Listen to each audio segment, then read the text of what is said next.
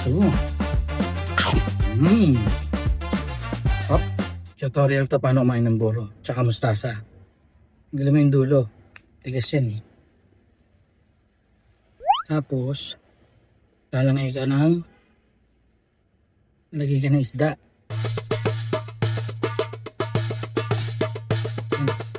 Bangus.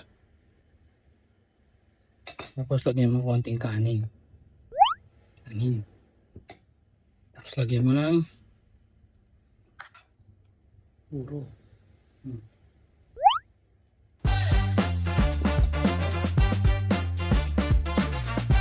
Bangus, kanin, buro. Yan, naglag po sa gala. Yan. Balat mo, ganyan. Yan. So.